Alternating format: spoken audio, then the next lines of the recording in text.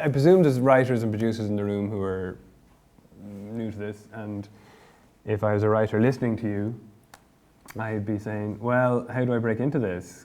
Gub has his writers that he works with. He's reformatting international stuff. He ain't going to come to me with that. How would, not you specifically, but how does a writer with a brilliant idea get that brilliant idea out there? Yeah, I think these are challenging times, and I think there is no easy route through it. I think, the cliches are, you need perseverance. What do? You need to have the conviction in your own ideas, which you do. I think you need to also be as savvy as you can about the fact that this is now a massively commoditized industry. This is, there's more money than sense. And you've got to be a little bit circumspect about approaching it as an art form. I think for you, it has to be an art form. I mean, why? If you're just doing it for the money, for God's sake, go into real estate. Don't punish yourself, frankly, trying to be a writer. It's just a total nightmare. And there are many, many easier ways of making money if that's the objective.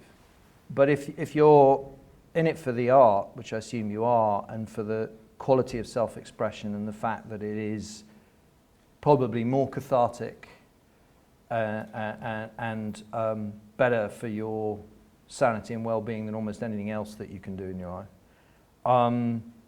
I mean, we're all really lucky because we get to play with reality. Mm. We get to exhaust our neuroses. We get to do things that other people can only dream about, and we bring those things to life and play with them in this extraordinary sandpit that is television and film and sort of three-dimensional storytelling.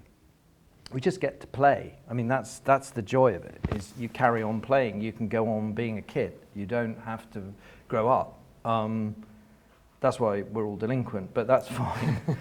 But going back to the basics, I think if you don't approach it as a business in a slightly circumspect way, then I think you can be hurt by it quite easily. And I think to avoid being hurt, you have to look at what's out there. You have to really study the form and see how it works. And the eccentric and the absurd and the wonderful doesn't get arrested. The people you're selling to are less imaginative than you. You just have to recognize that it's a defensive business. They don't want to fail. They are more afraid of failure than they are achieving success. It's a perverse gene. And I'm afraid you hit it every direction you go in. You won't get away from that. So how you break through that that shield, is you have to be cunning.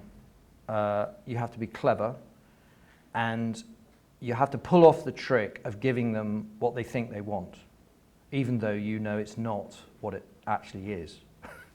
And I'll give you just I can only use myself as a canvas because quoting other people is tedious.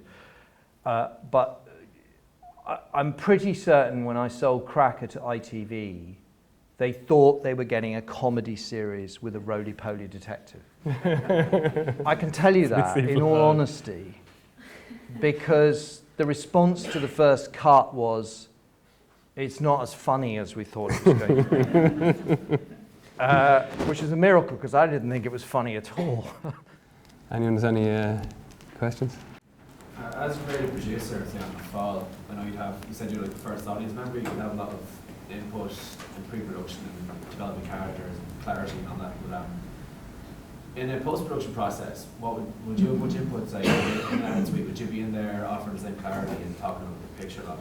I think, if I'm honest with you, the process doesn't let up. You go through a series of refinements in terms of the script. It's never finished. You shoot it, it's never finished. You get in the edit. I was saying this to Paddy. Martin Scorsese said, you never finish editing, you just run out of time and money. So that constant refinement, constant testing, constant tempering And I know that I have what is actually a very dull sort of mantra throughout all of this that I just keep repeating to the extent that it can sometimes drive writers and everyone else crazy, which is just this thing of, does it make sense? Does it make sense? Because if you can't answer that question at any stage, whether it's over a piece of cast, whether it's over a cut, whether it's over where a scene opens, then if you can't make sense of it, how on earth is the audience going to make sense? Mm.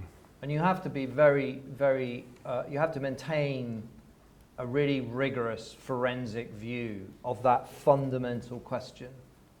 Right from the very beginning, when you're wrestling with this concept of how to make an idea actually work, how do you take the initial inspiration, turn it into a story, turn it from a story into a film. You just have to keep interrogating that. I don't think in the end audiences,